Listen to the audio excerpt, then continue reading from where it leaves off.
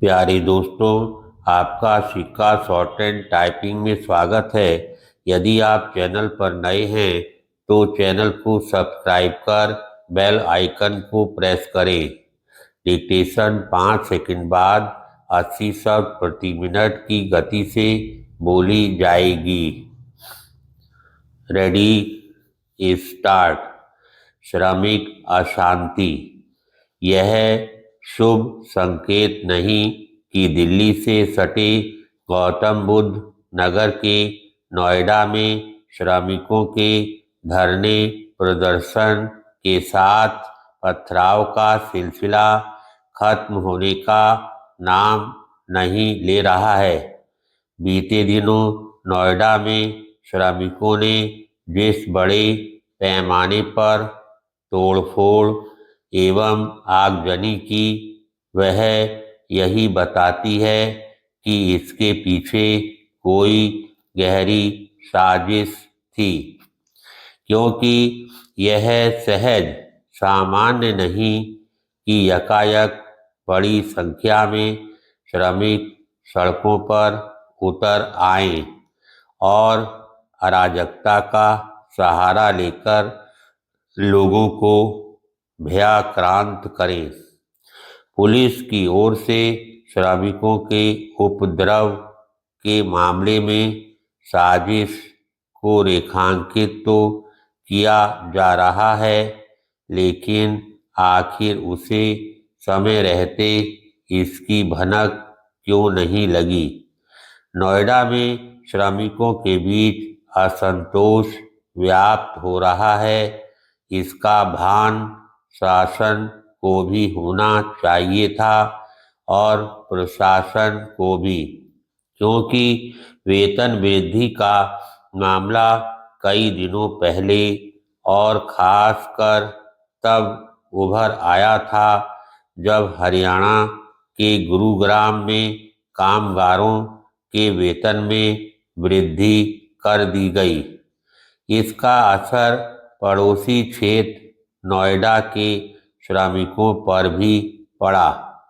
हालांकि जिलाधिकारी ने उनके असंतोष को दूर करने के लिए बोनस, ओवरटाइम, वेतन भुगतान के समय आदि को लेकर कई निर्णय किए और उनकी शेष समस्याओं पर विचार करने की भी बात कही।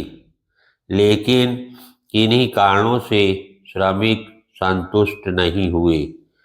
क्या इसलिए कि कोई उन्हें हिंसा के लिए भड़का रहा था?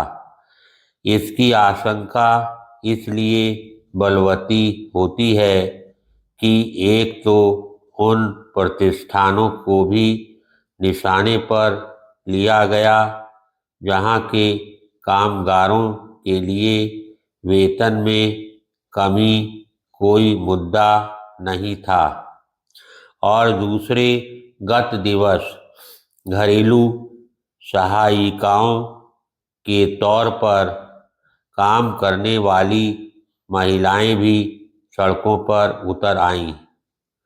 आखिर उनका वेतन तो उनकी मांग पर ही तय होता है। आम तौर पर उनके सामने कम पैसे पर काम करने की कोई व्यवस्था नहीं होती। पैराग्राफ।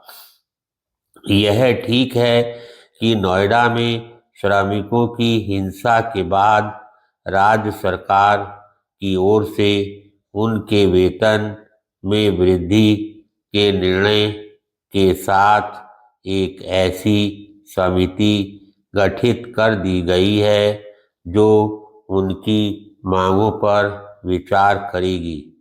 लेकिन इस मामले में केंद्र सरकार को भी चेतना होगा, क्योंकि नोएडा की श्रमिक अशांति का असर अन्य राज्यों पर भी पड़ सकता है। देश में श्रमिक अशांति कोई नई बात नहीं है, लेकिन इतना तो है ही कि लंबे समय बाद देश में कहीं पर इतने बड़े पैमाने पर कामगारों ने हिंसा की। ध्यान रहे, नोएडा केवल औद्योगिक क्षेत्र ही नहीं, यह आवासीय क्षेत्र भी है और श्रमिकों की हिंसा से आम लोग भी तंग हुए। श्रमिकों को अपनी मांगें रखने का अधिकार है, लेकिन इसके नाम पर यदि वे उपद्रव करेंगे तो अपना ही नुकसान करेंगे। यदि उनके उपद्रव के भय के चलते नोएडा की फैक्ट्रियां लंबे समय तक बंद रहती हैं, तो सबसे अधिक नुकसान उन्हें ही उठाना पड़ेगा, क्योंकि नुकसान उद्यमियों को भी होगा। इसलिए उनका पक्ष भी सुना जाना चाहिए। धन्यवाद।